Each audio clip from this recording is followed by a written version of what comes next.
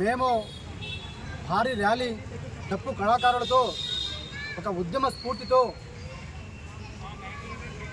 ఒక press meet పెట్టి రాష్ట్ర ప్రభుత్వాన్ని హెచ్చరించినాం.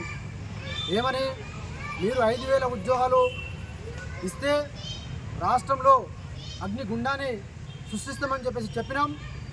చెప్పినట్టుగానే దానికంటే ముందు దిల్సుఖ్ నగర్లో పిల్లలు ఒక 15 రోజుల నుంచి రకరకాల మార్గాల్లో ఉద్యమాలు చేసుకుంటూ, వర్షంలో తడుచుకుంటూ, వినతి పత్రాలు ఇచ్చుకుంటూ, ప్రతి ఒక్క ప్రతిపక్ష పార్టీలో ఉన్నటువంటి అన్ని పార్టీలను పిలుస్తూ, ఉద్యమకారులను పిలుస్తూ వాళ్ళ బాధలు గోడులు అన్నీ వివరించుకుంటూ రకరకాల మార్గాల్లో శాంతియుతంగా ప్రభుత్వానికి ఎన్ని రకాలుగా మూసుకుపోయినటువంటి చెవులను తెరిచే ప్రయత్నం అనేది నిరుద్యోగ మిత్రులు చేసినప్పటికీ కూడా ప్రభుత్వం స్పందించిన ఎడల మేము ఉస్మానియా యూనివర్సిటీ పోరాటం చేస్తే ఎట్లా ఉంటుందో ఒక ఉద్యమ స్ఫూర్తితో బయటకు వచ్చి ఎస్ఐపిసి నోటిఫికేషన్ 20,000తో వేయాలన్న డిమాండ్కి మేము తెలంగాణ నిరుద్యోగ చేసి సంపూర్ణ మద్దతు తెలుపుతూ ఒక ఉద్యమ కార్యాచరణ ఆ రోజు మేము ప్రకటించినాం. దాంట్లో భాగంగానే ఆత్మీయ సమ్మేళనంతో మేము ఒక ప్రోగ్రామ్ని అనుకున్నాం. ఈ ఫోర్ ఫ్రంట్లో ఉండి కొట్లాడుతున్న వాళ్ళందరూ కూడా అందరూ ఏకం కావాలి. ఏకమయ్యి ఈ రాష్ట్ర ప్రభుత్వం యొక్క మెడలు వంచి ఈ న్యాయమైనటువంటి డిమాండ్ని మేము సాధించుకోవడానికి ప్రయత్నం చేసి ఒక అడుగు వేస్తే ఆ రోజు కూడా అక్రమ కేసులు వేస్తూ ఆ యొక్క ప్రయత్నాన్ని జరగకుండా ఆపడం జరిగింది. దాని తర్వాత మళ్ళీ మేము సోమాజుడలో ప్రెస్ మీట్ పెట్టినాం, మాట్లాడినాం. మీరు అనుకుంటుండవచ్చు 4 రోజులు సైలెంట్ అయిపోయినారని చెప్పేసి. మీకు రాష్ట్ర ప్రభుత్వానికి మా డిమాండ్ రైట్ డిమాండ్. ఈ తెలంగాణ సాధించిందే మేము, ఈ తెలంగాణ కోసం కొట్లాడిందే మేము. రక్తం పెట్టి చెమటలు పెట్టి మేమేమైనా మా జేబులు నింపుకోవడం కోసం ఉద్యమాలు చేస్తున్నామా? మేమేమైనా రాజకీయ నాయకులమా? మా వెనకాల పార్టీలు ఉన్నాయా? మా దగ్గర పార్టీ జెండాలు ఉన్నాయా? మేము కుల సంఘాలమా? విద్యార్థి సంఘాలమా?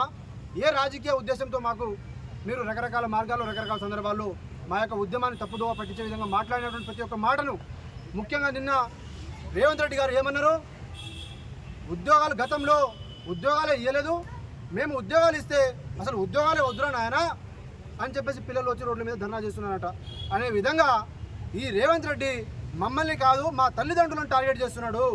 ప్రతి సందర్భంలో వాళ్ళు ఏమడుతున్నారు, అయ్యా మీకు ఇన్ని ఉద్యోగాలు ఇచ్చినామని చెప్పేసి రేవంత్ రెడ్డి గారు అంటున్నారు. అయ్యా వాళ్ళు మనం ఎల్బీ నగర్లో ఎల్బీ స్టేడియంలో వాళ్ళు సభ పెట్టే నియామక పత్రాలు ఇచ్చినారని చెప్పేసి మాకు చూపిస్తూనే ఉన్నారు. అయ్యా మీరు మరి ప్రతి సందర్భంలో మాకు 70,000 ఉద్యోగాలు ఇచ్చినారు, 60,000 ఉద్యోగాలు ఇచ్చినారని చెప్పేసి చెప్తూనే ఉన్నారు. మరి మీరేమో మీకు ఉద్యోగాలు రావట్లేదు, మీరు చదువుతున్నారా లేదంటే ఏం జరుగుతుందని చెప్పేసి వాళ్ళు మా మీద డౌట్ పడేలాగా ఒక సైకలాజికల్ గేమ్ ఆడుతూ మా తల్లిదండ్రుల యొక్క ఓట్లు చీలకుండా, తల్లిదండ్రుల ఓట్లు మళ్ళీ వాళ్ళకి పడకుండా ఎక్కడ పోతాయో మేము ఎక్కడ పోయి మళ్ళీ వివరించి ఈ ఓట్లు వాళ్ళకి పోకుండా 30 లక్షలు ఇంటూ 3 వేసుకున్నా 3 కోట్ల ఓట్లు మాకు ప్రజలు మా వెనకాల ఉంటారు, మా తల్లిదండ్రులు ఉంటారు కాబట్టి వాళ్ళ ఓట్లు అటుపోయాడు ఎట్టి పరిస్థితుల్లో కూడా డైవర్ట్ కాకూడదు అని చెప్పేసి ఒక ప్లాన్తో ప్రతి సందర్భంలో అబద్ధాన్ని నిజంలాగా మాట్లాడుతూ నిన్న కూడా అదే మాట్లాడినాడు. ఇక తమ్ముడు రేవంత్ రెడ్డి నీకు కాలం చెల్లింది, నిన్ను బ్రహ్మ దేవుడు కూడా కాపాడలేడు. మా తల్లిదండ్రులు మేము బాధలు పడుతున్నామా పడట్లేమా, మేము యాక్టింగ్లు చేస్తున్నామా చేయట్లేమా, మేము నిజంగా ఉద్యమాలు చేస్తున్నామా లేదంటే మేము చదువుకుంటున్నామా, మేము ఎవరి కోసం ఏం ప్రయత్నాలు చేస్తున్నాం అనేది ప్రతి ఒక్కరికి మా తల్లిదండ్రులు మమ్మల్ని అయితే నమ్ముతారు. ఎందుకంటే జన్మనిచ్చిన వాళ్ళు మమ్మల్ని నమ్మకపోతే మిమ్మల్ని నమ్ముతారు అనేది భ్రమలు మాత్రం మీరు ఉండకండి, అట్లాంటి అబద్ధాలు ఆడకండి. మేము రాష్ట్ర వ్యాప్తంగా రేవంత్ రెడ్డిని ఇప్పుడు మేము టార్గెట్ చేసేది స్టేజ్ అయిపోయింది. బల్మూర్ వెంకట్ కబడ్దార్ గుర్తుపెట్టుకో, కోదండరాం గుర్తుపెట్టుకో, ఆకునూరి మురళి నువ్వు ఎక్కడ పోయినా గుర్తుపెట్టుకో, బస్సు యాత్ర చేసిన ప్రతి ఒక్క సన్యాసిని కూడా గుర్తుపెట్టుకోరు. మీకు చెప్పుల దండలు వేసి మీకు ఊరేగింపు చేసి చౌరస్తాలో మీకు డప్పుల కళాకారులతో డప్పు చప్పులతో మీ గుండెలు బద్దలయ్యే విధంగా మా యొక్క బాధను మీ గుండెల్లో మీ నరాల్లో దూసుకుపోయే విధంగా మేము ఉద్యమ కార్యాచరణ నిర్మిస్తాం చేసి ఈ తెలంగాణలో మిమ్మల్ని తెలంగాణ ద్రోహులుగా నిరుద్యోగ ద్రోహులుగా మిమ్మల్ని ప్రకటించి మీకు సోషల్ మీడియాలో కానీ ఉద్యమ కార్యాచరణలతో కానీ బయట పబ్లిక్ ప్లాట్ఫామ్లో కానీ వినతి పత్రాలతో కానీ రకరకాల మార్గాల్లో మిమ్మల్ని చిత్రహింసలు పెట్టి తెలంగాణలో నిరుద్యోగ ద్రోహులుగా మిమ్మల్ని చిత్రీకరిస్తాం.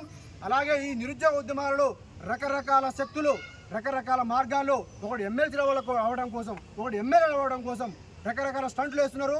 ఒక్కొక్కటి చరిత్ర బట్టలు కూడా తీసి ఉస్మానియా యూనివర్సిటీ వేదికగా గుర్తుపెట్టుకోరి. మేము ఉద్యమం చేస్తాం, మీ బట్టలు మీ చరిత్ర మొత్తం ఇప్పుతాం. మమ్మల్ని మీరు ఏమని అనుకోరి. 3 సంవత్సరాల క్రితం ఏ బండ్లు ఉన్నాయో అయ్యే బండ్లు ఉన్నాయి, 3 సంవత్సరాల క్రితం ఏ షర్ట్లు ఉన్నాయో అయ్యే షర్ట్లు ఉన్నాయి, 3 సంవత్సరాల క్రితం మా ఆర్థిక పరిస్థితి ఏమున్నదో అదే పరిస్థితిలో ఉన్నాం. మా వెనకాల మా చేతులు ఐఫోన్లు రాలేదు, మా బండ్లు మేము బుల్లెట్ బండ్లు రాలేదు, కార్లు రాలేదు. మేము నిజమైనటువంటి ఉద్యమకారులము. నిజమైనటువంటి ఉద్యమకారుల కోసం రాష్ట్రంలో ప్రతి ఒక్క నిరుద్యోగి కూడా మీరు గుర్తుపెట్టుకోవాలి. మేము నిక్కాచిగా ప్రతి సందర్భంలో ప్రతి అంశంలో నిరుద్యోగ యువతకు ప్రాణం పెట్టి ఉద్యమం చేస్తున్నాం. ఈ యొక్క విషయాన్ని కూడా ప్రతి ఒక్క నిరుద్యోగి గ్రహించాలి.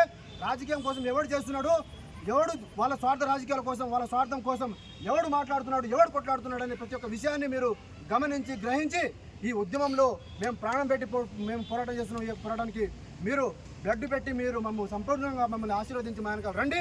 మేము నోటిఫికేషన్ తీసుకొచ్చే బాధ్యత మాది.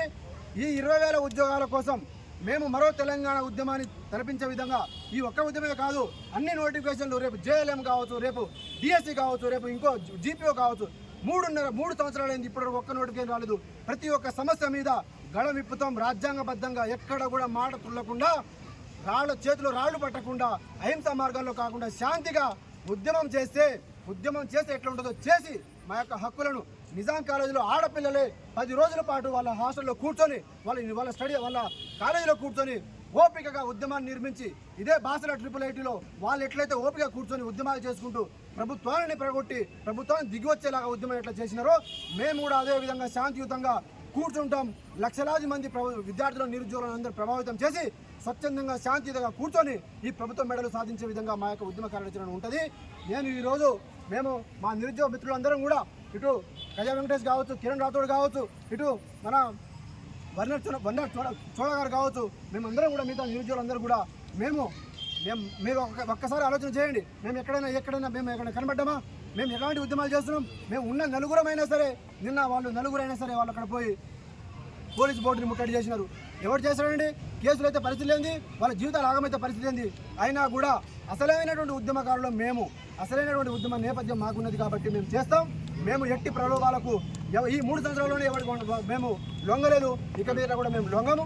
మా యొక్క ఉద్యమం అనేది నీతిమైనది. మా పోరాటంలో న్యాయం ధర్మం ఉన్నంత వరకు ఈ ప్రపంచంలో ఏ శక్తి కూడా మమ్మల్ని అడ్డుకోదు, ఎవరు కూడా మమ్మల్ని కింద తొక్కలేరు అనే విషయాన్ని ప్రతి ఒక్కడు కూడా కుట్రపూడుతున్నటువంటి ప్రతిపక్ష. ఇప్పుడు 5,000 నోటిఫికేషన్స్ మీరు స్వాగతిస్తారా? 5,000 నోటిఫికేషన్ 100% స్వాగతించము. దీని మెయిన్ కాజ్ ఏంటంటే అన్న, మీరు ఒకటి మీడియా ముఖంగా కూడా మేము చెప్పాలనుకున్న విషయం ఏంటంటే, ఈ 5,000 పోస్టులలో జీవో నెంబర్ 46 వస్తే దీంట్లో 2,000 పోస్టులు హైదరాబాద్ జోన్ వాళ్ళకి పోతుంది. మరి హైదరాబాద్లో 45 మార్కులకి జాబ్ వస్తుంది, గ్రామీణ ప్రాంతాల్లో ఉన్నోడికి 86 మార్కులు వచ్చినా కూడా వాళ్ళకి జాబ్ రాదు. మరి తెలంగాణ దేనికోసం వచ్చిందన్నా? త్వరలో మేము హైదరాబాద్ ఫ్రీ జోన్ అనే ఒక నినాదంతో కూడా ఉద్యమాన్ని మేము నిర్మిస్తాం. ఎందుకంటే 33 జిల్లాల్లో వాళ్ళు ఏ మూలలో ఉన్నా కూడా వాళ్ళందరికీ సమాన హక్కులు సమానంగా వాళ్ళకు రావాలి. అందుకు వాళ్ళు సమానంగా ఎవరి టాలెంట్ని బేస్ చేసుకునే ఉద్యమాలు రావాలి తప్ప ప్రాంతాన్ని బేస్ చేసుకుని అన్యాయానికి గురి చేస్తామంటే మేము ఊరుకోము అనే సందర్భంగా మేము 5,000 పోస్టులు, దీంట్లో 2,000 పోస్టులు హైదరాబాద్కే పోతున్నాయి, 3,000 పోస్టులు 33 జిల్లాలకు పోతే దాంట్లో ఒక్కో జిల్లాలో కులానికి ఒకటి పెట్టుకున్నా కూడా కులానికి ఒక్క ఉద్యోగం కూడా రాదు. మరి ఎవరికి న్యాయం చేద్దామని చెప్పేసి మీరు 3 సంవత్సరాల నుంచి నోటిఫికేషన్ వేస్తామని చెప్పేసి 24,000 ఉద్యోగాలు ఖాళీ ఉన్నాయని చెప్పి 19,792 పోస్టులు ఖాళీ ఉన్నాయని చెప్పేసి అక్షరాలుగా డీజీపీ గారే చెప్పినారు. మరి చెప్పిన తర్వాత మీరు 3 సంవత్సరాలు అయింది కదా, పోనీ మీరు మొదటి సంవత్సరంలోనే మేము 5,000 వేస్తాం, రెండో సంవత్సరంలో 5,000 వేస్తాం, ఇంకో సంవత్సరంలో 5,000 వేస్తామని చెప్పేసి అడిగినా ఒక అర్థం ఉండేది. గత 10 సంవత్సరాల్లో ఉద్యోగాలు లేవు, ఇప్పుడు ఈ 3 సంవత్సరాల్లో మళ్ళీ ఉద్యోగాలు లేవు అంటే మీరు ఏం చేద్దాం అనుకుంటున్నారు? ఎవరికి అన్యాయం చేద్దాం అనుకుంటున్నారు? అంటే ఈ ప్రభుత్వ వాదన లేకపోతే కాంగ్రెస్ అధికారుల ప్రతినిధుల వాదన ఏంటంటే కొందరు 10 మంది లోపు ఉన్నారు, వీళ్ళు చదవనీయరని చెప్తా ఉన్నారు. అన్న, తెలంగాణ కోసం తెలంగాణ సమాజం మొత్తం కొట్లాడిందా? తెలంగాణ కోసం ఎవరు ముందుకు వచ్చిందేగా. ఆ రోజు ప్రొఫెసర్ జయశంకర్ లాంటి వాళ్ళు ఒక ఉద్యమాలను వాళ్ళ జీవితాలను ప్రాణం పెట్టి మరి ఎందుకు ఆ రోజు మరి ప్రాణత్యాగం చేసుకున్న వారు శ్రీకాంత్ గారు ఒక్కడే కదా.